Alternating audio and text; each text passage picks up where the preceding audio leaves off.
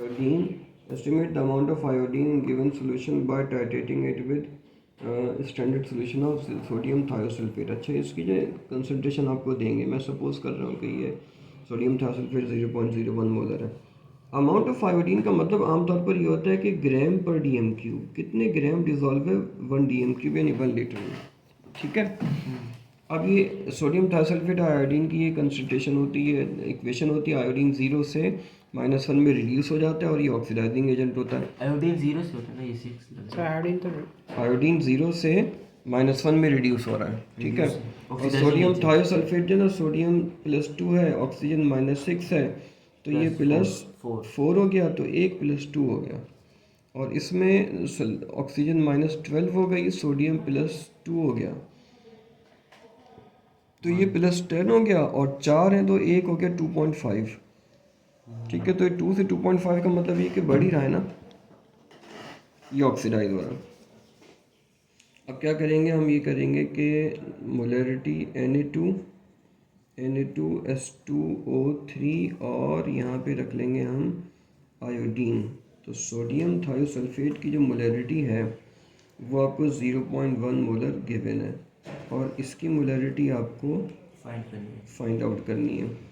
Volume of, अच्छा इसकी जो है ना टाइट्रेशन में हम क्या कर रहे होते हैं इसकी टाइट्रेशन में हम ये कर रहे होते हैं कि आयोडीन का जो सोल्यूशन है ना, आयोडीन का सोल्यूशन हम ले रहे होते हैं, आयोडीन का सोल्यूशन कोनिकल फ्लास्क में ले रहे होते हैं, और इसमें स्टार्च इंडिकेटर के तौर पर यूज़ कर रहे होते हैं, जो हमें क्या देता है, ब्लू ब्लैक सोल्यूशन देता है, ब्लूइश ब्लैक एक सोल्यूशन हमको दे देता है, ये इंडिकेटर के तौर पर यूज़ है। अब इसको सोडियम थायोसल्फेट से क्या कर रहे होते हैं, टाइट्रेट कर रहे होते हैं, और एंड पॉइंट क्या आएगा, एंड पॉइंट आ जाएगा कलरलेस।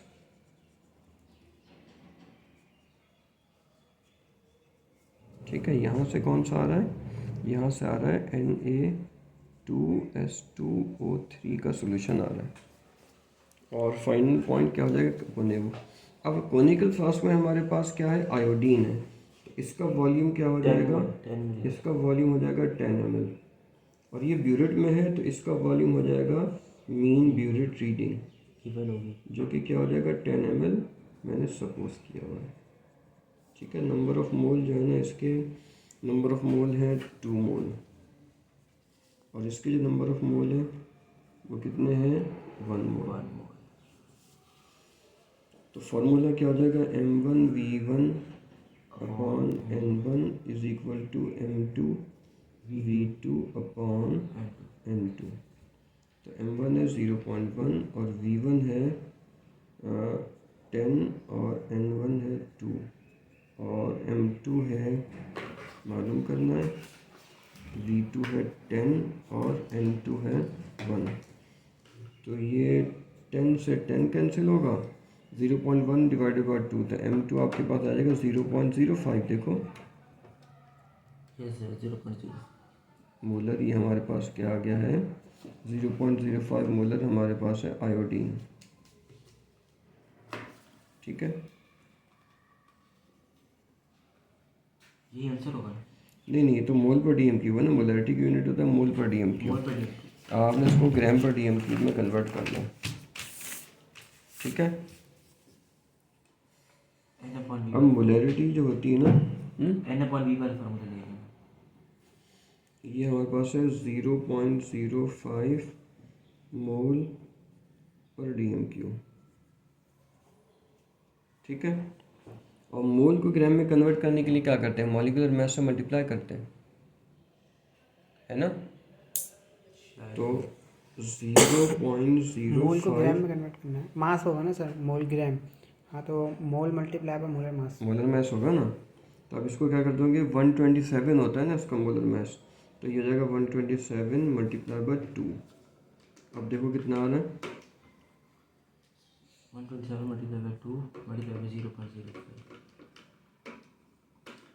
0.05, 12.7 ग्राम पर डीएम क्यूब आ गई,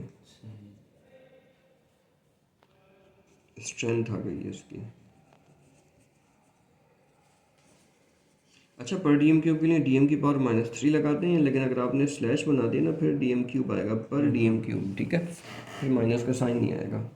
ये आपका आंसर हो गया, ठीक है। सही।